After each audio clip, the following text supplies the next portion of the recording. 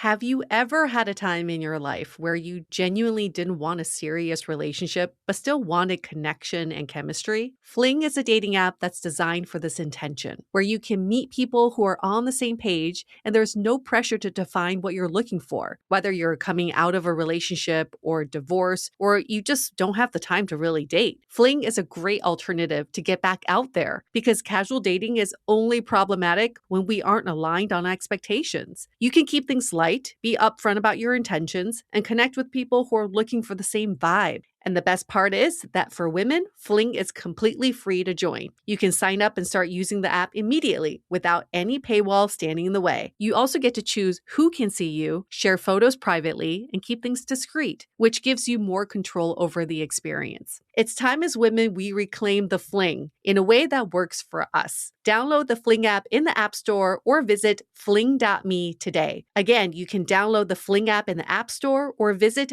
fling.me today. Your home is more than just furniture. It's an extension of who you are, and the details matter more than you think. Like a rug. The right rug can completely transform how a space feels. And that's why I'm obsessed with my Ruggable. I went with this warm, neutral, boho-inspired design for my living room with earthy tones and a fun pattern. And it instantly made the whole space feel more intentional. Like, oh, someone put some thought into this. And what sealed the deal for me is that it's completely machine washable. Like my dog Mojo does not care about interior design, and neither does Red Wine, apparently. So I've thrown it in the wash and it comes out looking brand new every time. It's built for real life. Refresh your home at ruggable.com. Get 10% off your first order site-wide with promo code DATEABLE at ruggable.com. That's ruggable.com and use the code DATEABLE at checkout. For a long time, I thought every failed relationship meant something was wrong with my picker. But what I didn't realize is dating isn't about magically choosing perfectly every time. It's about learning from the partners that didn't work. Today, we're talking about how to learn from the past instead of blame yourself and use that info to pick better partners. I'm Julie. And I'm Yue, and we're sharing what we learned the hard way so you don't have to. I hate the saying the picker is broken. Like, it sounds so old school, but why is it still used all the time? Yeah, but I just think of pecker. When I think picker, I think pecker. I just think of a little dick. I don't know why. And then it's like, oh, my little dick is broken. But it is something we hear time and time again. And it's almost like it feels very one-sided. I think that's a problem. It's like there's this whole lineup of people, and right. then you're going in. You're like, them out. Yeah. You all look, like you're good enough for me, or you're compatible with me. But I think ultimately, a lot of times where we question ourselves or undermine ourselves is because of those failed relationships. Yeah. And then you think, well, am I just picking the wrong people? Am I going into the wrong relationships? Am I going to be repeating these failed relationships again? Yeah. And I think there is that element of picking wrong, but at the same time, you only know when you know.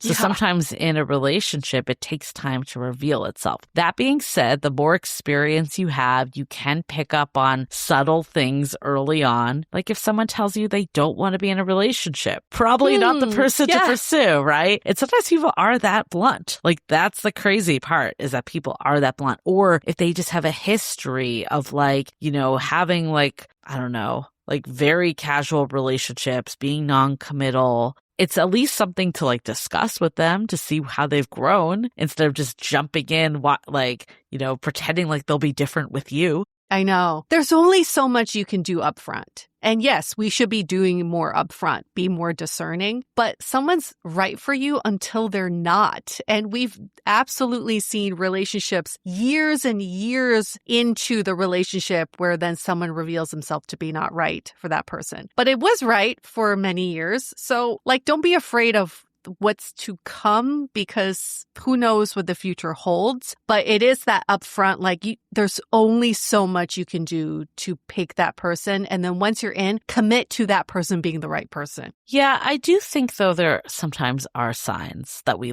overlook. And I think it comes down to what are you optimizing for when you're dating? And a lot of times in those situations where you find something that gets revealed later, maybe you were optimizing for status this or looks or something that like wasn't necessarily like the character of this person, or you saw things flat out that they were dismissive or lacked accountability or things that like made them ultimately not a right partner. I think when we are so attached to the list way of thinking, especially when we cling to more like of these superficial traits, like they must be this height or they have to be well traveled, like the resume about them, instead of like who to the core are they? Like in our book, we talk about like our perfect partner equation, and we flip that list to fundamentals of like, how are they in a relationship with you? Like who cares if they like to travel? Like if they're a big traveler and they're gone every weekend, how is that going to be in your relationship? What you could say is like, I want someone that, you know, takes on adventures with me and wants to explore and, you know, is curious. Like those are the qualities that I think actually can predict better if someone's a good partner for what you're looking for than just this like list of qualities we think and optimize for.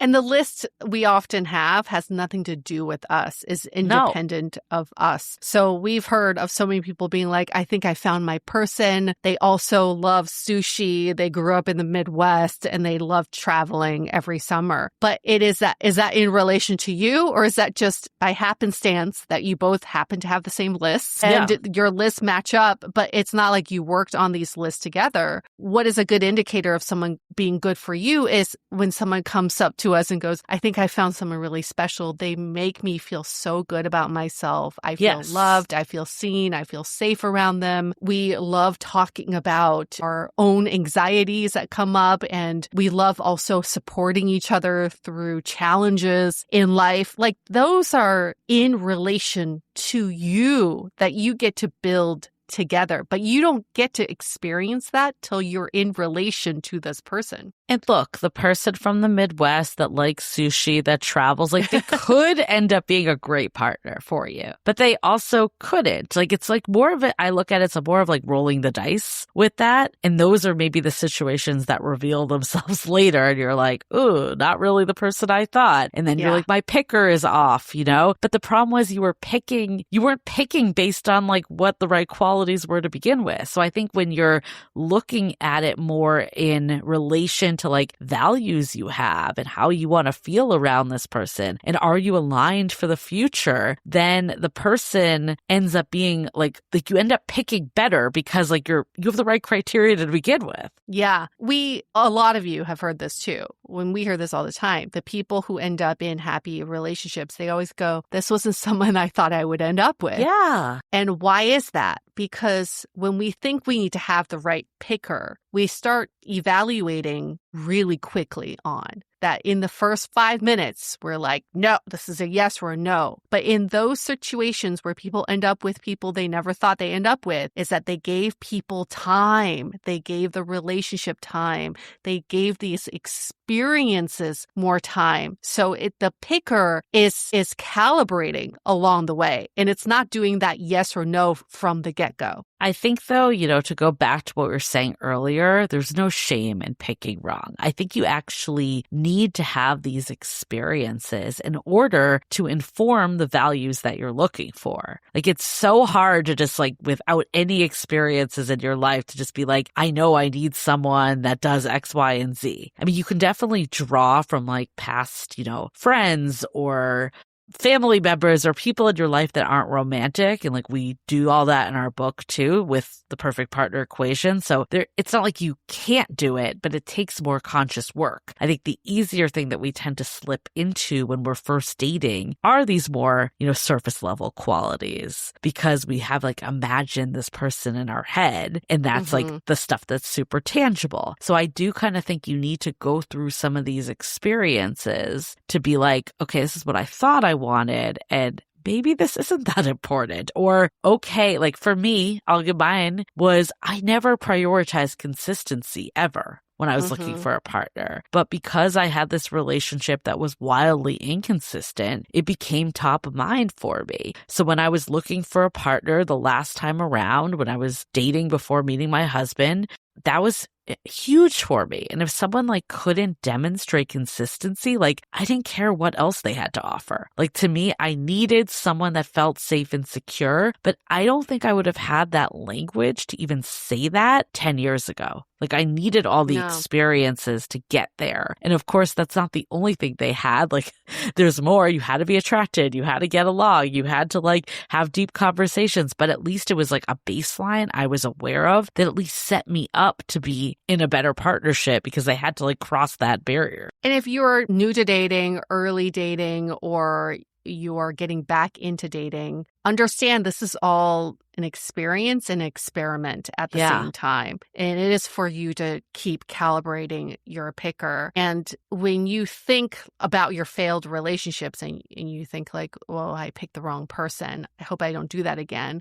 I still argue the relationships that failed for me, I don't think they were the wrong people. They were actually right at a certain point in time. And then I should have seen the signs better later in that relationship, like the 5-year relationship that ended in infidelity. Right. People always ask me, like, did you know from the beginning that this person would cheat on you? Well, I guess if I really scrutinize the beginning of a relationship, sure, I could see signs. But also, if he never cheated on me, I don't think I would have scrutinized to look for these signs either, right? But for those 4 years we were together, they were great. And then there was a period where I should have recognized some of the signs that this relationship was going haywire. Is that the word? Haywire? Sounds the way a relationship will go. But that's what it taught me, not that my picker was off, that my recognizing these patterns of behavior in a relationship was what I learned. So I didn't want to beat myself up on like, oh, I need to pick better next time. Yes, I can be more discerning and I obviously have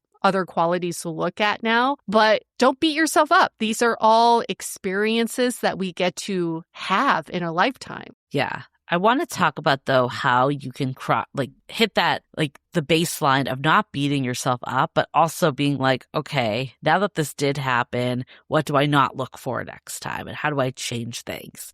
But before we do, let's take a quick break to hear from our sponsors. Time to get comfortable with Avocado Green Mattress. Their certified organic mattresses are specifically designed to relieve pressure points, support your body the way it needs, and help you actually get the deep, restorative sleep you've been missing. Every mattress is made with thoughtfully sourced materials and built with real care, so you get incredible sleep night after night. I'm proud to say I can now tell the difference between something that's just marketed well versus something that's actually well made. Like if I'm spending that much time in bed, hopefully sleeping, but occasionally spiraling, I want the mattress underneath me to actually support my body. Am I spiraling? It feels like one of those grown-up purchases where you're like, oh yeah, this is what quality feels like. Avocado products are made, not manufactured, and thoughtfully crafted with real materials to deliver lasting comfort and support. Go to avocadogreenmattress.com/dateable to check out their mattresses and furniture sale. That's avocadogreenmattress.com/dateable. avocadogreenmattress.com/dateable.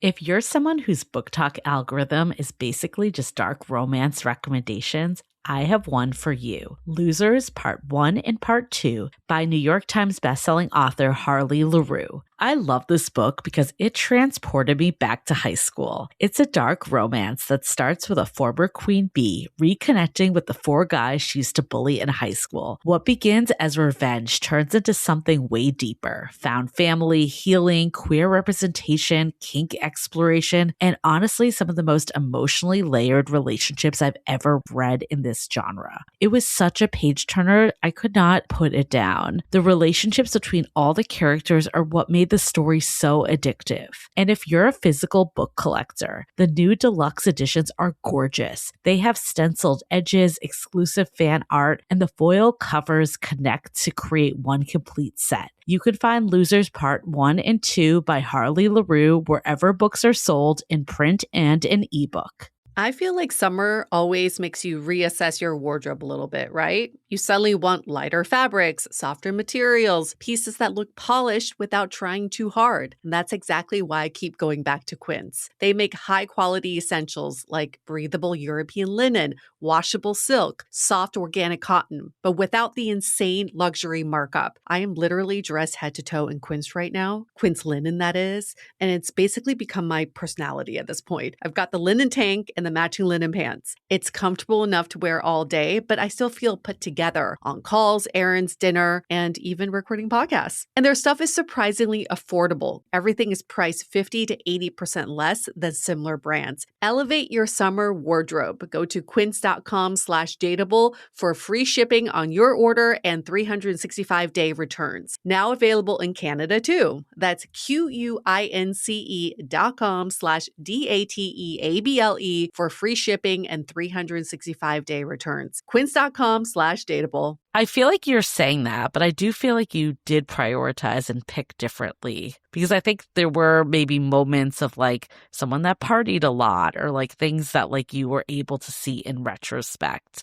How do you think like you were able to like change things you prioritize without being like, I can't pick, I can't find the right person? Yeah, when you're prioritizing certain things, you prioritize them. And then when you get them, you can evaluate, like, is this actually something that is satisfying my needs? And so I can't look back and be like, I should have prioritized differently. But that relationship sure taught me to prioritize differently for the next go around, which is, prioritizing someone who wants to build a relationship and build a life with someone who is commitment focused.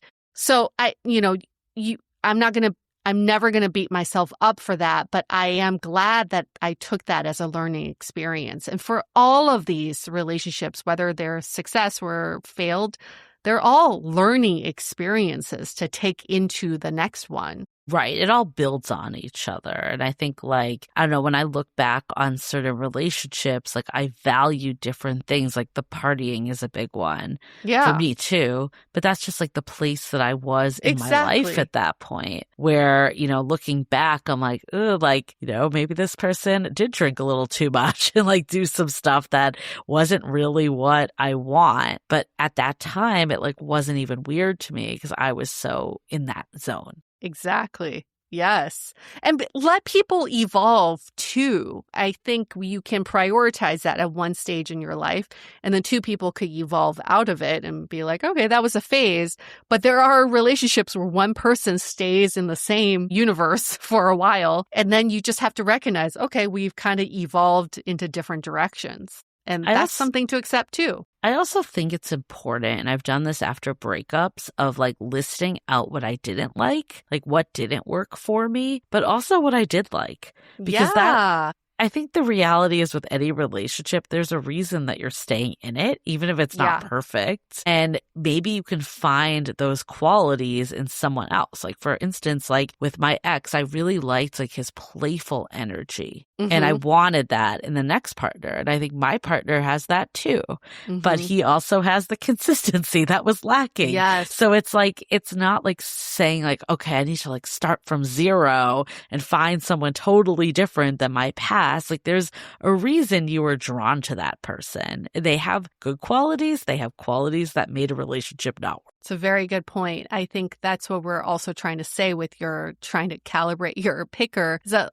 we've seen this is that most people overcompensate with their next relationship, that they hone in on one thing that they were missing from their last relationship, and that's the only thing they're looking for in this next one. But to think of it as building block, to build upon the things you did like, and then to add in the things that were missing is sort of what you want your picker to do. But they've done so much research on this where, someone gets cheated on in the last relationship, but the next relationship they look for, they only want just someone loyal, just someone who says they want a commitment. They'll never cheat on you, but there's no compatibility. They don't they're kind of a loser, or like they don't get along with your family and friends. And you're like, who cares? As long as they're loyal to me. That's when you're compromising your needs too. Right. We can't go 180. I think like this is why we talk about this in our book too, is like not changing your type, but expanding your type. Yeah. And I like that so much better because it feels like it's additive and it's not like reinventing the wheel each time. And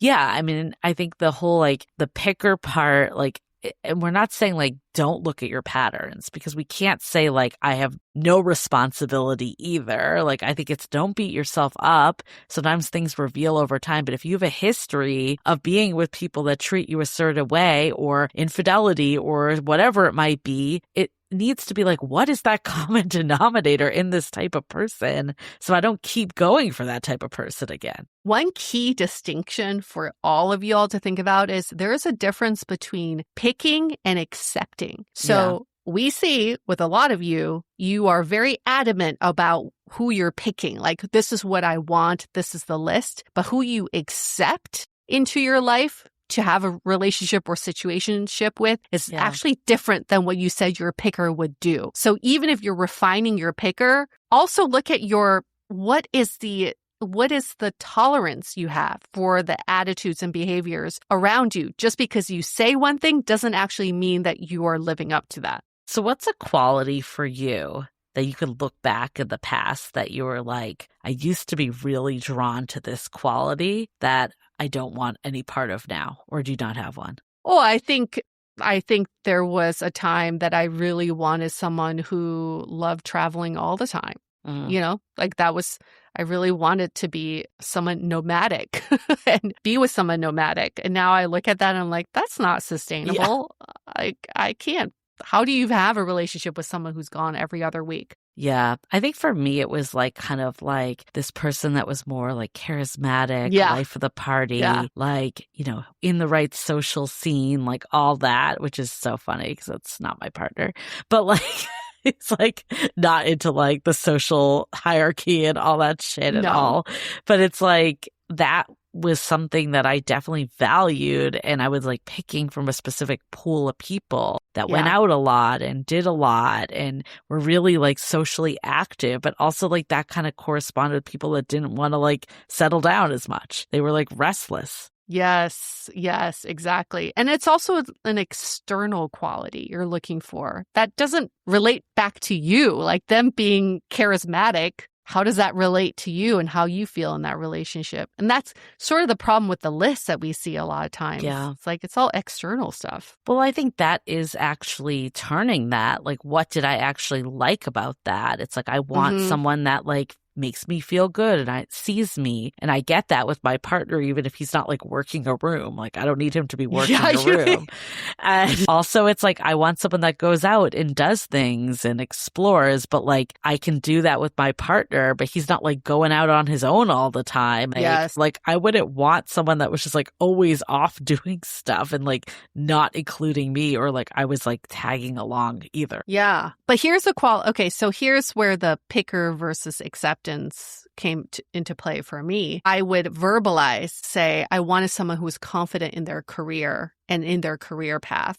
That's what I was like, that's my ideal partner. But I would get into relationships with all these fools who were like, I'm just floating, or I don't know what I'm doing with my life or whatever, but let's just have a good time. That's what I was accepting into my life. So of course I was confused and the universe is confused. Like, what do you actually want? Right.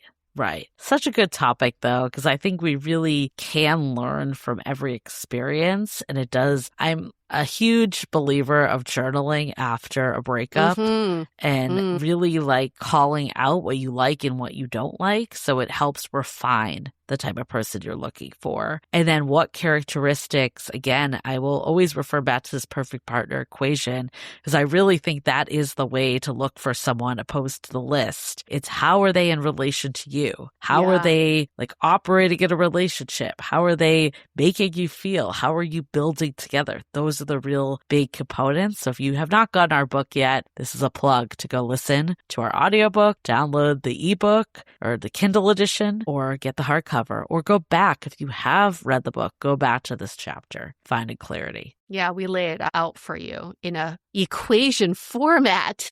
Wow. How nerdy of us. I love it. Love it. You can find all of that at howtobedateable.com. Awesome. Your picker is not broken. It's just being fine-tuned. That's my takeaway. But your pecker, on the other hand, needs a little help.